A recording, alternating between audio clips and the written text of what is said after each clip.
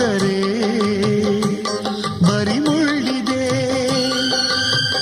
ಜಗಿಸುವ ಥಳಿಸುವ ಥಳುಕಿಗೆ ಸೋತೆ, ಒಲವಿನ ಸಿರಿ ಕಡೆಗಣಿಸುತ್ತ ಇನಿಯನ ಮರೆತೆ. ಓ